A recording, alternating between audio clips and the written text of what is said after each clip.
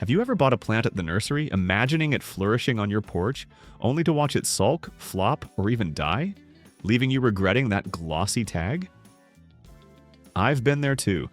As an experienced container gardener, I've learned that not every beautiful garden flower thrives in pots. Some quickly outgrow their space, demand constant care, or struggle under pests and stress. In this video, I'm sharing 8 flowers I regret planting in containers, what went wrong, what I tried to fix, and smarter alternatives I would choose today. 1. Peonies. Peonies are legendary, lush, fragrant blooms that have captivated gardeners for centuries. Their flowers come in single, semi-double, or full double forms, in shades ranging from pure white and soft pink to deep crimson and rare yellows. Many varieties exude a sweet, intoxicating fragrance that fills the garden air, making them symbols of elegance and romance. These perennials are long-lived, often surviving decades, and develop stronger root systems and bigger blooms over time. They thrive in temperate climates with cold winters, as they require a chilling period to trigger bud formation. Their foliage adds beauty too. Dense green leaves through summer and sometimes turning red or bronze in autumn, before dying back for winter dormancy. However, in containers, peonies struggle. Their large, fleshy roots become cramped, stressed by fluctuating temperatures, and often lack the energy to produce abundant blooms. The heavy flowers can topple stems or even entire pots. Container care is demanding. Very deep pots, well-draining soil, precise watering, and careful attention are all needed, yet even then, they rarely match in-ground performance. Peonies dislike disturbance, making repotting or dividing stressful and potentially damaging. The takeaway? Peonies are worth growing, but leave them in the garden. For a similar look in containers, try double-flowering begonias, ranunculus, dwarf shrub roses, or large-flowered dahlias. These offer lush, romantic blooms without the headache. 2. Dahlias. Dahlias are late summer showstoppers, spiky cactus blooms, giant dinner plate flowers, and dazzling colors. Naturally, I dreamed of filling pots with their brilliance, enticed by catalog claims that they were perfect for containers. Reality was far less idyllic. Size is the first challenge. Even compact dahlias often sprawl 3 to 4 feet in pots, demanding constant staking, while larger varieties produce heavy blooms that can topple stems or containers. Their tubers also struggle, crowding, deforming, or rotting in confined soil. Dahlias are thirsty and hungry. In hot weather, I found myself watering daily, sometimes twice, only to see soil dry out again. Skip a day and the plants wilt. Overwater and the tubers rot. Nutrients wash away quickly in containers, necessitating constant feeding. Pests hit harder in pots too. Spider mites, aphids, thrips, and powdery mildew all thrive when airflow is poor and plants are stressed. Winter care adds another layer of work. Digging, curing, and storing tubers is time-consuming. In short, dahlias are breathtaking, but in containers, the effort often outweighs the reward. In-ground, they flourish with fewer problems, bigger blooms, and less stress. If you want to grow dahlias in pots, stick to dwarfs like the Gallery or Happy Single series. Full-size or dinner plate dahlias? Definitely a container regret. 3. Bearded iris. Bearded irises are some of the most striking and dramatic flowers a gardener can cultivate. Their blooms are like living works of art, with velvety petals and a stunning spectrum of colors, often accented by the distinctive beards of contrasting hairs that give the flower its name. From pristine snow white to deep midnight purple, warm golden yellows, rich copper, delicate lilac, and even intricate bi-colored patterns with ruffles and streaks, bearded irises are unmatched in elegance and visual impact. When they bloom in spring, typically between late April and May, they can transform an ordinary garden into a painter's palette come to life. Each flower stalk produces multiple buds, giving a succession of blooms that can last several weeks. With reblooming varieties, gardeners may even enjoy a second flush of flowers in midsummer or early fall, extending their beauty beyond the typical season. Even when not in bloom, the plant itself has a commanding presence. Upright, sword-shaped leaves form dense clumps that maintain their structure and beauty throughout the growing season, adding vertical interest and bold texture to any garden. Over time, these clumps expand as the rhizomes spread, creating a dramatic architectural effect in borders or flower beds. Bearded irises provide dual benefits. They deliver eye-catching flowers while also contributing design-friendly foliage that enhances the garden long after the blooms have faded. However, here's the important caveat. Bearded irises are fundamentally ground-loving plants, with specific needs that don't translate well to container growth. Their thick rhizomes naturally want to spread horizontally and need to sit at or just below the soil surface with ample sunlight and good airflow. In a pot, it's difficult to replicate these conditions. Covering the rhizomes with too much soil can lead to rot, while leaving too little exposes them to drying out or insufficient anchoring. Containers also experience more extreme fluctuations in temperature than garden beds, which can stress the rhizomes and affect their performance. I learned this lesson firsthand. Irises grown in pots often sulk. They produce plenty of leaves but few, if any, flowers. Even if the plant blooms the first season, its performance often declines sharply in subsequent years. Furthermore, iris rhizomes need to be divided every 3 to 4 years to maintain vigor. Dividing them in the ground is straightforward. Dig up the clump, slice the rhizomes, and replant. In a container, the process is messy, awkward, and frequently results in damage or poor regrowth, making this essential maintenance far more challenging. Drainage is another major concern.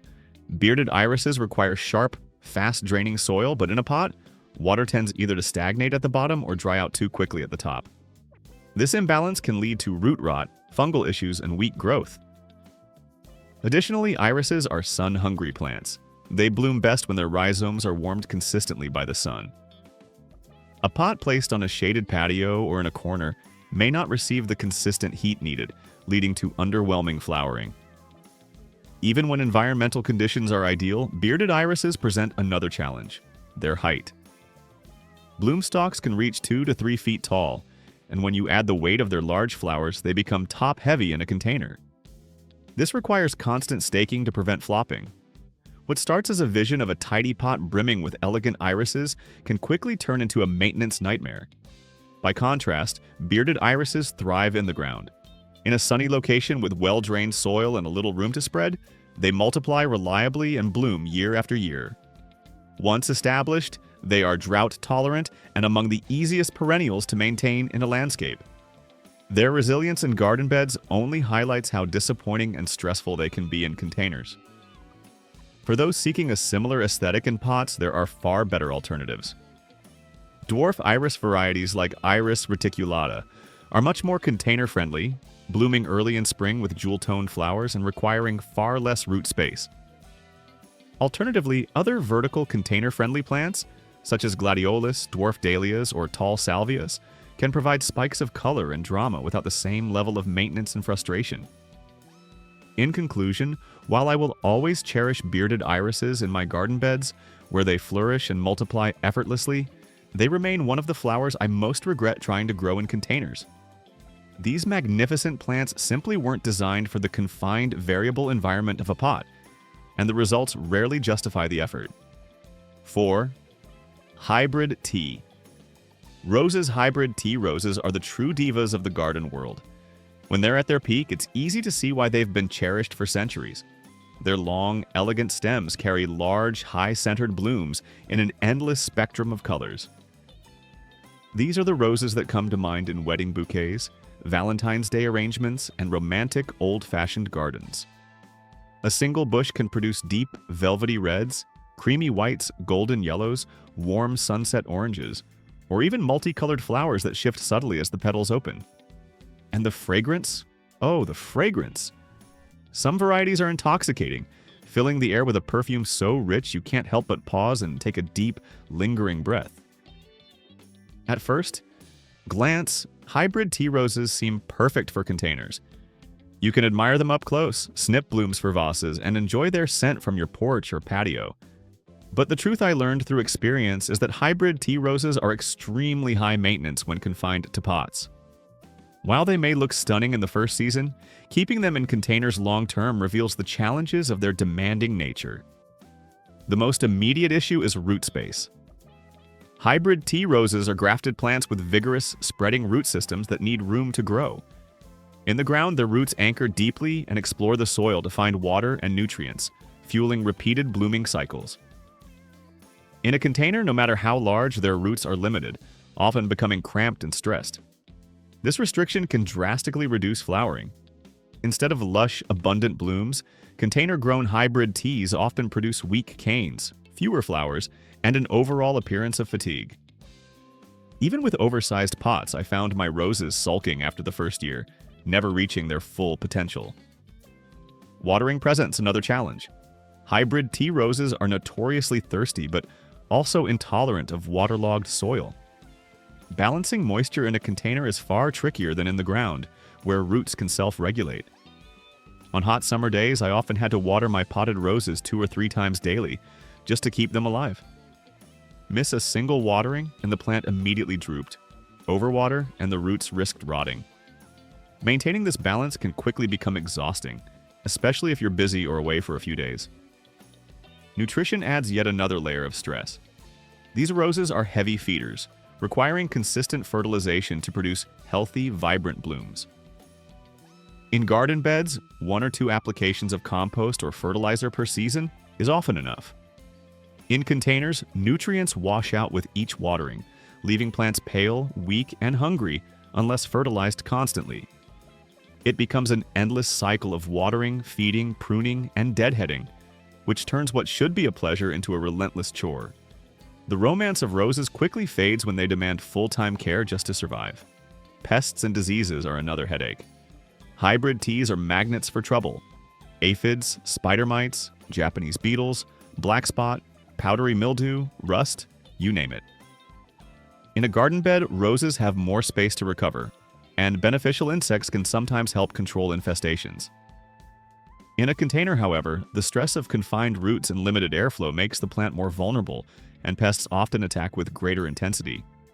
I found myself constantly spraying, cleaning leaves, and battling infestations, yet no matter what I did, beetles and aphids seemed to win. Watching a carefully nurtured bloom destroyed overnight was enough to drain any gardener's joy. Winter brings another significant challenge. Hybrid tea roses, particularly grafted varieties, are less hardy than other types. In the ground, soil acts as insulation, protecting roots from freezing and thawing cycles. In a container, roots are fully exposed to temperature extremes.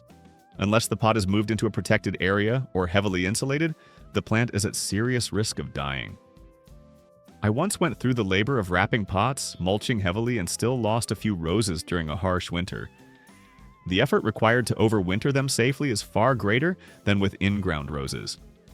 By contrast, when grown in garden beds, hybrid tea roses can be breathtaking with the proper care. They bloom in multiple flushes throughout the season, respond beautifully to pruning, and reward your effort with armfuls of show-stopping flowers. The difference is clear. Hybrid tea roses are designed for freedom, not confinement. For those who love roses but want them in containers, there are far better alternatives. Patio roses, miniature roses, floribundas, and shrub roses are much more adaptable to pots.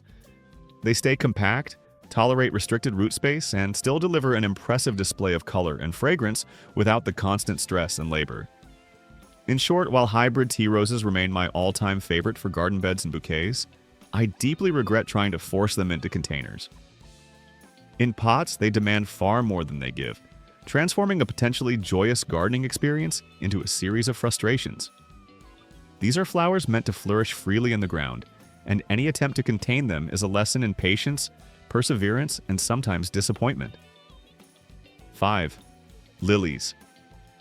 Lilies are some of the most stunning flowers a gardener can grow. With their tall, graceful stems crowned by trumpet-shaped blooms, they're almost otherworldly, a reason they've symbolized elegance and purity in art and culture for centuries. There's a huge variety to choose from. Asiatic lilies with bright, vivid colors and clean lines, Oriental lilies with huge, fragrant blooms, trumpet lilies with dramatic, flared flowers, and hybrids that blend the best traits of each. Planted in the ground, lilies are showstoppers, offering vertical drama that draws the eye from across the yard. Naturally, I thought, why not bring this magic closer in a container on my patio? The idea of sipping tea while being surrounded by fragrant blooms was irresistible. The first year was enchanting. The bulbs sprouted quickly, stems shot upward, and the flowers were breathtaking.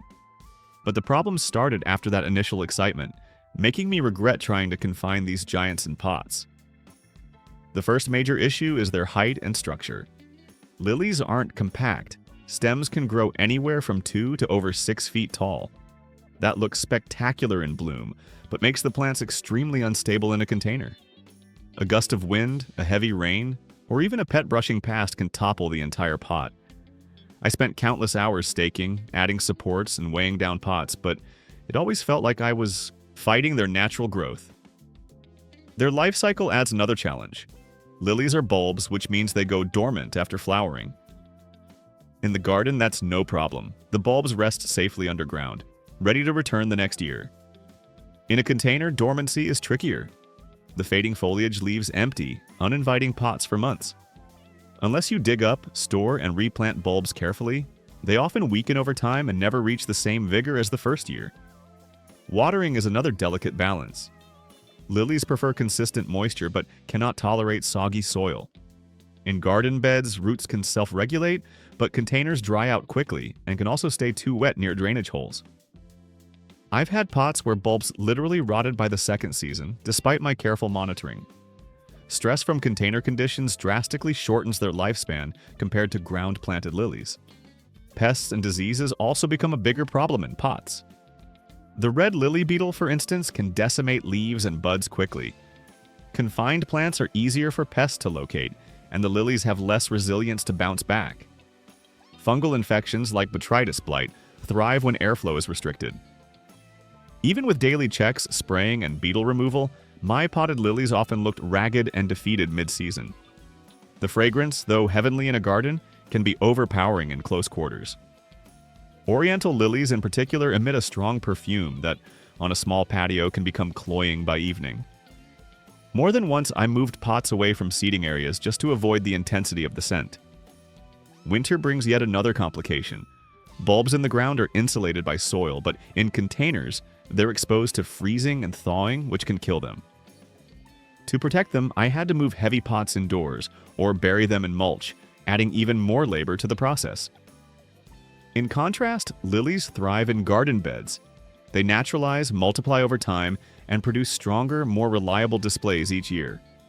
They anchor borders beautifully, mix well with shrubs and other perennials, and bring both height and fragrance to the landscape. They simply weren't made for container living.